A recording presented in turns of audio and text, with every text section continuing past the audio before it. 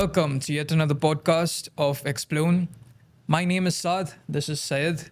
Today we have two esteemed guests, one from Peace Home Developments, Mr. Milad, and one from Al Huzaifa Properties, Mr. Mikhail. How are you guys doing today? Thank you, Saad, for inviting. It's a pleasure to be here. I hope we will get today a good conversation. That's good to hear. So why don't you tell us about yourself and how you got into the real estate industry and how is it, dealing with people in the real estate industry? So basically, I start in the real estate market from 2020, and it was a big challenge and big difference that I came to this industry work because I landed in 2018 in Dubai with nothing, with no connection and everything. I didn't know anyone and anywhere. So I start from the hardest works, which was a construction company as a helper. I changed my work from that time, and it was so challenging for me mentally and physically both. Since I was in another job for us as a salesperson, I found hiring story from a big developer. So I just set myself to try my chance. I requested for to apply that job. I went for interview with undressed, and when I went there, when I entered the lobby, I saw all the people was with suits and everything. So I said myself, there is no chance you can get this. But I said, okay, when I came that much way, I will try it. So I didn't believe that I could get it, but I got that job, and it was so different for me, and I was changing my job from a different thing to real estate market, and it was really good from everything, from the 0 to 100%. I can say it was totally different for me, so it changed my life at all. That's truly inspirational, honestly speaking, coming from scratch to where you are right now. Applaud to you. Thank you so much. Thank you. For me, honestly, it was, I guess, not so hard as you thought there was this way. So I'm from Russia, and I used to work there in financial sector. So I started my career from Deloitte. I guess maybe you know this company. Yep. And then I moved to financial sector. I used to work there 10 years for banks, different financial companies. Then one of my previous coworker told me, let's join for the new company of real estate, because it's linked to the finance. And that time we were a pioneer in this area. We created trade-in, but for the property. Okay. So, maybe trade-in for the cars, but in Russia especially, it's a lot of secondary, and you have to sell first your unit, then you can buy another one. So we started with it, and it was a lot of analytics. That's why it was linked with the financial as well. Then I moved to real estate properly. So, and now I guess it's around 6 years how I'm in real estate. Then I moved to Dubai when something happened in our countries. And I'm so happy to be here. Really, it's like 3 years now. And I passed the way from the broker to the head of sales of development company very fast. Because just because of experience, what I got in Russia. And for me, it was like two years, even less, to get a head of sales position here. So, and now I'm more than happy. I think it's a journey where you kind of explore what you want to get into, and then you find your calling. Yeah. And when you it took for me 17 years. So No, the good thing is, if you notice, both of them stumbled into different jobs when they got here. Exactly. And then after they found something, and then they both went on to being where they are today. Yeah. Because in Milad's case, he started from construction, went into a developer sales. And in Mike's case, started from finance, went into real estate brokerages, and then landed in a developer. Yeah. But again, it's good to have experience as a broker and a developer. True. It's something that I think both of you have. So you both have experiences as a broker as well and working directly for developers. Yes. And you ask about people. So it's a real amazing opening for me that people here more open, more clear and transparent. For example, in Russia, to get connection with some commercial officer or CEO of the company, it's super complicated. They work with a lot of security guards, so it's really complicated. Here is everyone open wise and the open mind, so I really like it and appreciate it, the whole market. So it's really easy to set up the connection with people, and for me, it was one of the main, I guess, opening. I think that's a really good point in terms of anyone who's actually seeking to get into this industry, feels safe and feels open to actually come into this industry and excel and look forward to their career growth in this kind of platform. Yeah. So payment plan on paper looks very attractive. 1%, 60/40 post handover. What should the customer actually look into, and what should he consider before he signs for anything? What most of the people sees at first on the paper, they are seeing like the easiest installments, like 1% monthly, or I don't know, post handover payment plans for like 50% or 60% or 40%. They think that this is very good for them, but the real structure is from the first step up to the timeline that they had. Over time, they need to think about all of this.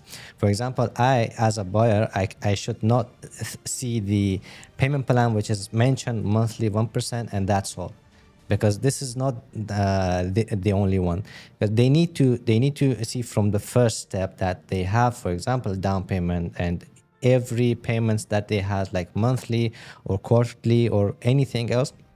After the handover, even they need to see if they has a post handover payment plan, or if they have to pay on handover, they complete all the payments. But after that, also they are thinking that's all. For example, the price is like 100% of the property, because they some of them they don't aware about the 4% of the DLD, about the admin fees and everything, and some of them they are shocked. Like for example, when we are sending them the sales offer or the payment plan, they will say, oh my god, it comes like 104%.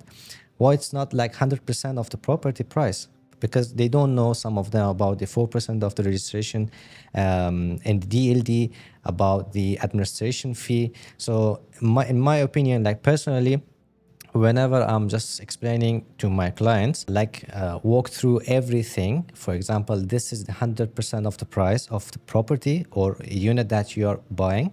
This is the percentage or the price or the cost for the registration and DLD. And this is the admin fee. Even after that, they have to know about the service charges that many of them, they don't know about it, or some of them they know and they don't know what is it for, because they are saying like, okay, 4%, it's done, admin fees, it's done, but what is the service charge? And some of them, they don't know about it. So we need to like explain all of them for the client to know it's not only about the payment plan or post handover. After that, they need to be ready for all these steps. So that's how we can make a trust, and that's how we can be transparent to the client. Of course, everything always looks attractive at first, but then clarity is really important. Yeah, that's why I'm saying, like, because they need to know, they need to go through all the details, because there is many payment plans options with every companies. They are providing like 20% down payment with 4% DLD, or some of them they are providing 10% down payment. Even some of them are providing, like in different situations or different offers, like 5%. So it's complicated. Right. If you see a payment plan is like 5% down payment and like 4% DLD, and after that they are going through the installments, they cannot see what is behind it. Right.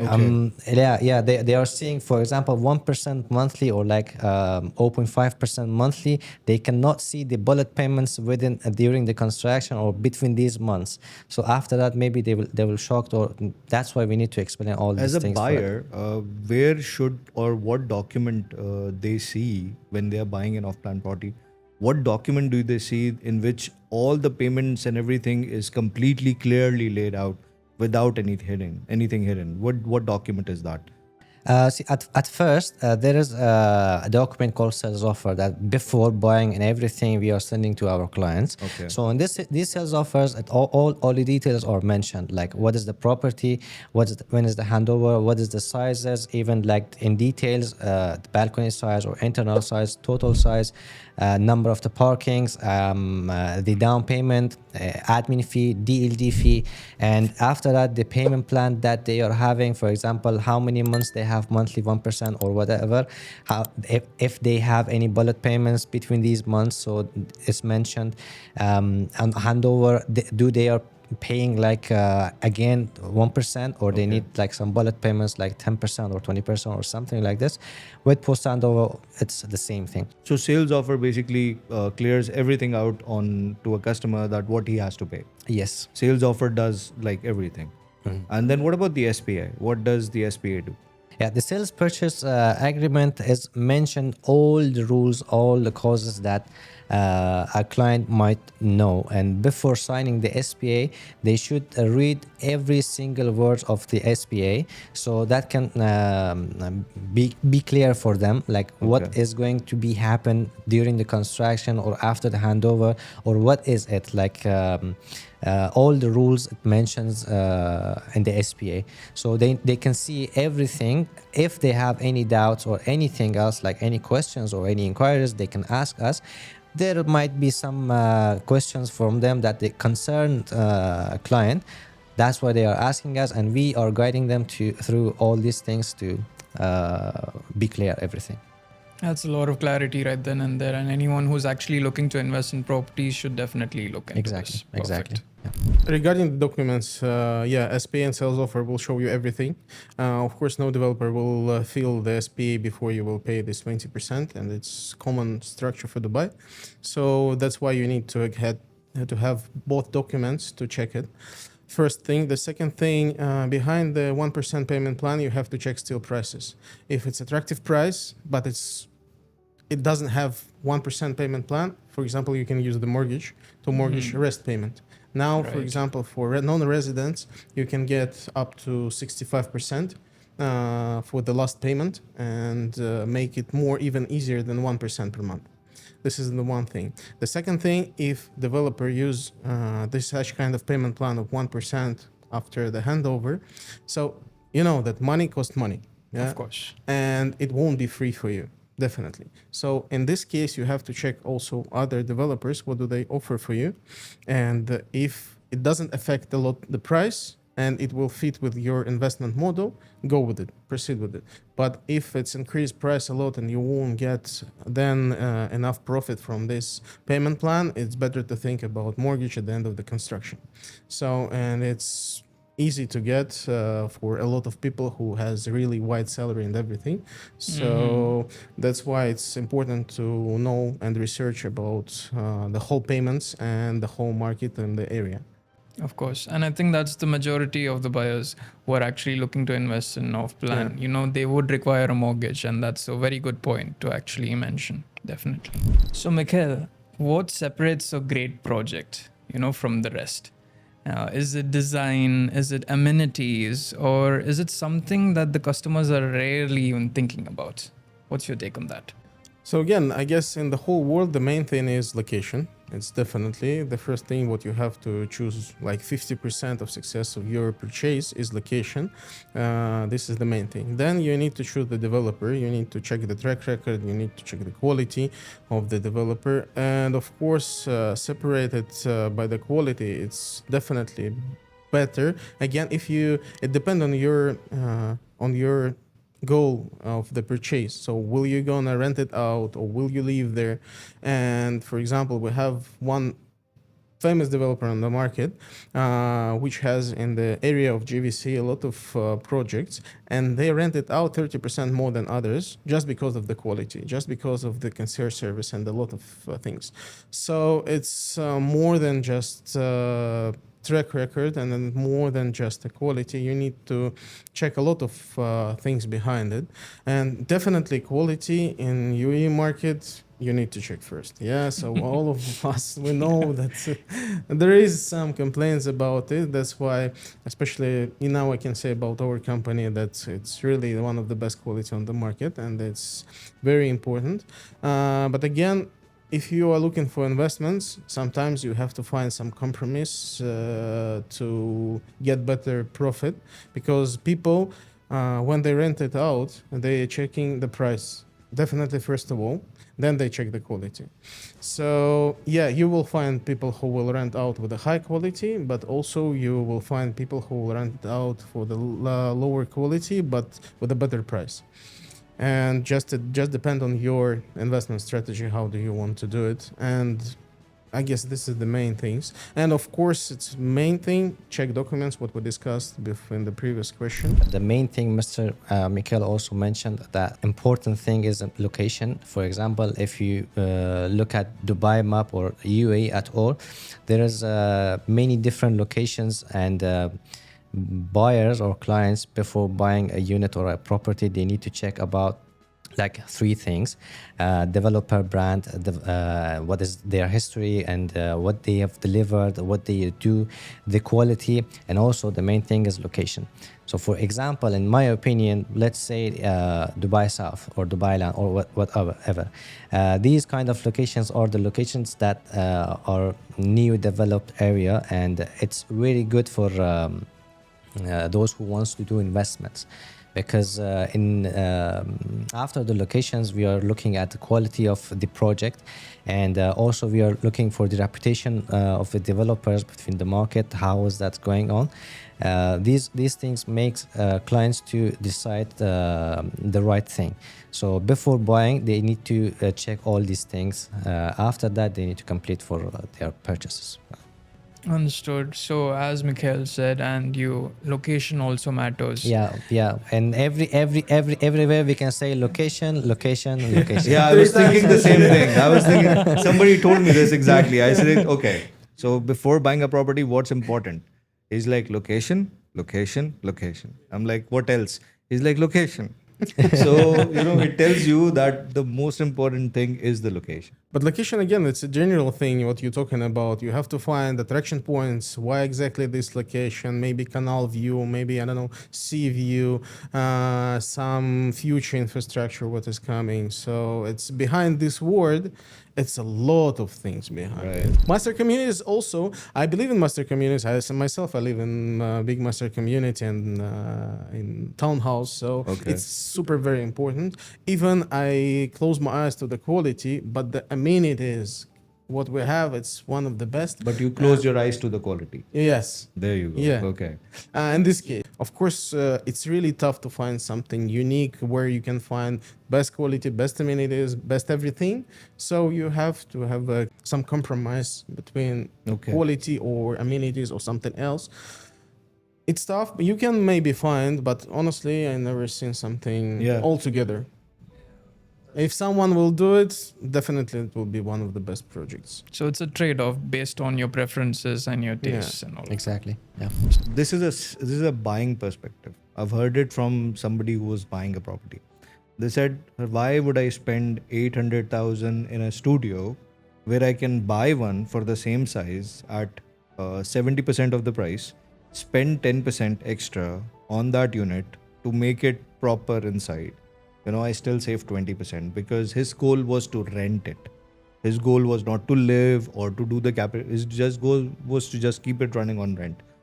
What do you think about this perspective? Everything, like all the projects or all the companies are not the same, because for example, if we say, for example, a unit in 800,000 dirhams with 400 square feet and in good locations, but in like next to this project there is another project with the same size. For example, it's 400 square feet and the price is like 700,000 dirhams. Been a question between the client and like, okay, the size is the same, the location is the same. Why the price is different? Like there's 100,000 difference between these two projects, then why? So here the some things comes through our mind, because we need to check about the quality. For example, what kind of quality 700,000 project are using and 800,000 project are using. Okay. So there is something behind these things, so we can check about all these things. For example, the X developer has this unit for 700,000 and Y developer has this one for 800,000. The amenities they have, for sure, they have like similar amenities, It's like 70, swimming 80. pool, Amenities gym, are I don't know, almost similar spas or everywhere. something like this. It's similar, Yeah. but the quality that they are using or the payment plan that they are providing, it's make some differences. So that's Okay. why they need to check all the details. After that, they can decide the 700,000 is worth for that or the 800,000. So there is 100,000 dirhams. So they are buying not only a quality or a location. Okay. They are buying like all in one. For example, not all in one. Maybe we cannot say, but there is something better. That's why they have this 100,000 dirhams differences. Okay. So it's a possibility that same type of apartment, almost same location, can have two different set of prices. Yes. What could be the key reason? Finishing, the build quality, more amenities, concierge services. What could it be? What are the key factors? So are you talking about are you comparing secondary with off-plan? No, I guess, only off-plan. Only off-plan. Yeah. Okay. Yeah. So again, yeah, the main thing it's about amenities and about MOP area. Okay. We're talking, and usually it's different. You can find some cheaper project with disaster MOP area, but it will be cheaper. And first, what you can see when you enter your home, this is a lobby. So in lobby, it's a different. Swimming pool, it's different. Yeah, it's small things, but again, you want to get everything straight away in your house. And also about the finishing inside, you have to care about it. Because, for example, when you are choosing some project with a lower price and less quality, then when you realize that the quality is disaster, it will take for you for renovation around 6 months to get all approvals, to find good contractor, to change everything, to fit it, to fill out with all furniture. So it's not only about the price point, that you have to check everything inside. True. Interiors matter a lot. The kind of interiors with the specific things that are utilized for flooring, let's say for furniture, for the ceiling, all of those things also matter, which add value to the property that you're trying to And purchase. you cannot change for example, flooring in the lobby. Like you can change something in your apartment, Right. Yes. but in general you cannot change almost anything. So that's why it's important to get everything like better quality for amenities, for everything straight away on the handover, than to think after, wow, what is it? So how will I live here? And no one will change it for me. So okay, in apartment I will do it, but in lobby, in corridors, in amenities area, so who will change it? No one. So then you will stuck with it.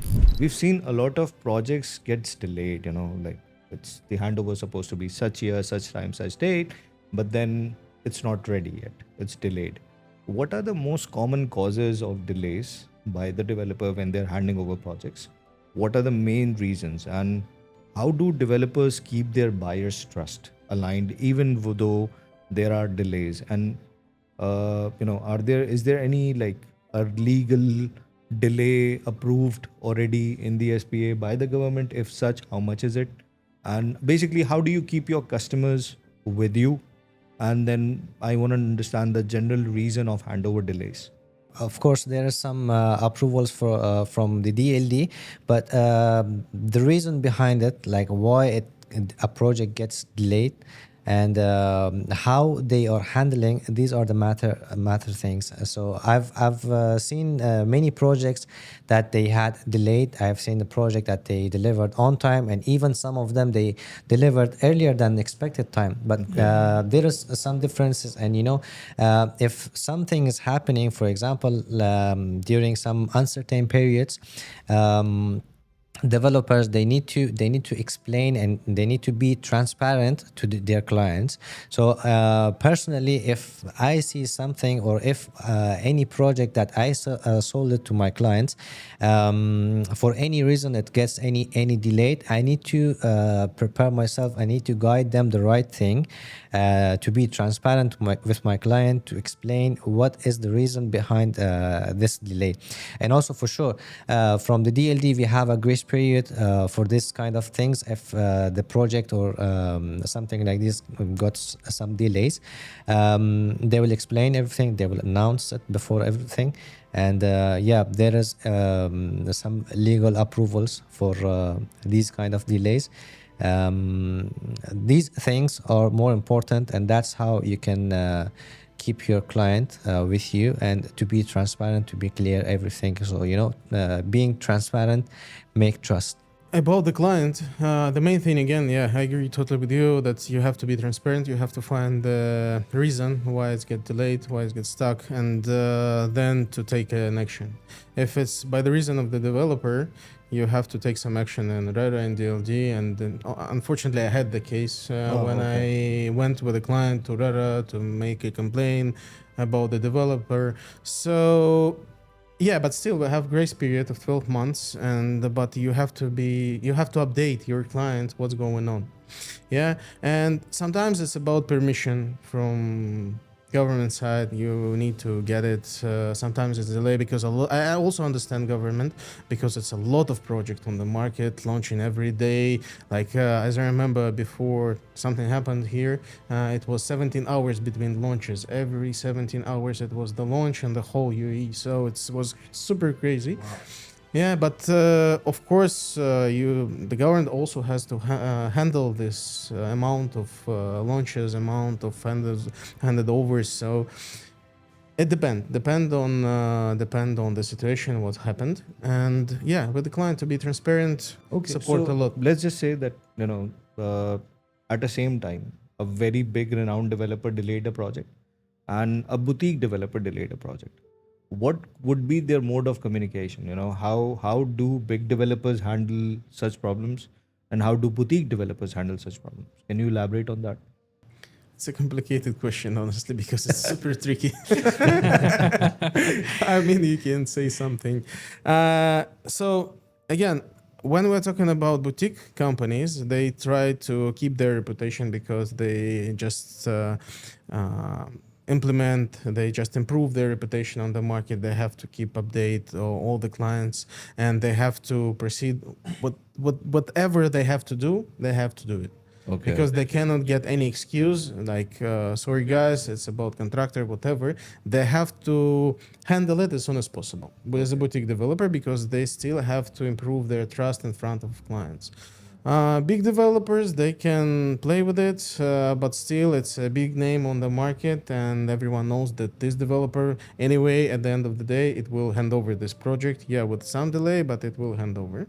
Boutique developer has to do everything what it can do straight away without any excuses for themselves.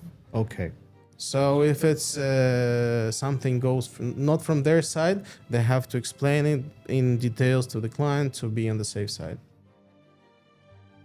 Yeah, I'm agree with this thing, because big developers and well-known developers, they already got their name. They are in people's mind. So for example, when we are talking about some big developers, they already, like all the UAE, they knows this developer. Oh my god, they have a lot of project. They are so old, and they are working for so long here. Right.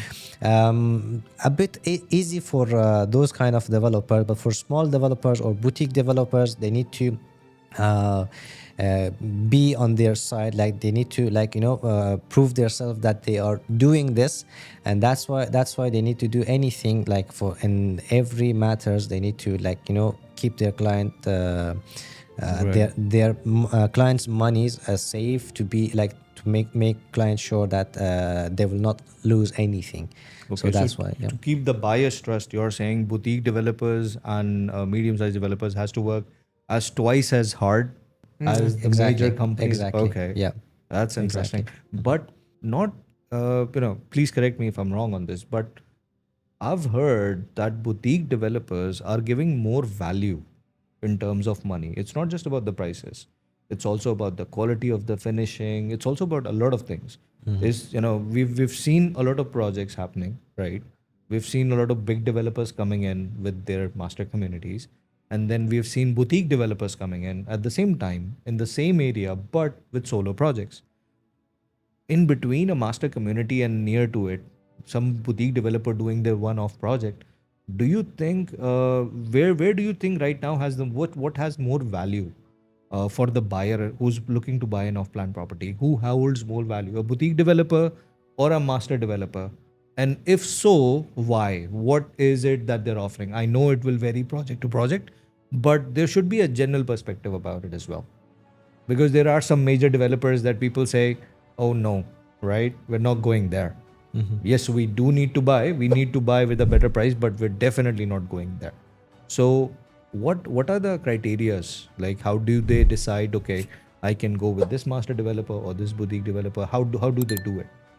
And an off-plan buyer. Okay, so there is the difference between the boutique developers and the big developers. For example, some of the boutique developer or small developers, they are providing some other facilities or amenities to get their project sold. For example, they are providing fully furnished apartments with the best brands, or for example, big layouts and flexible payment plans with some kind of less prices. So some of people, they are thinking like it is good. In terms of everything, they are complete. They are providing, like, for example, Italian furniture, or like, I don't know, Germany furniture, or the quality and the finishing that they are using, and for example, how big and like how many units in their project or something like this, because for example, it's a building and there is a master community, Right. so there is a lot of townhouses or villas or apartments, and there is like only like one boutique project. Right. So these are the differences. About boutique developers, usually you will get more with boutique developer than from the big developer. Okay. Why? Again, just because of the brand. Same what you can find, for example, if we can compare with, I don't know, bags, you can get the same quality as Louis Vuitton, but with another brand unknown. Okay. Even maybe better. Yeah, but just because of the brand, it charges you more than it will charge you a small developer or boutique developer.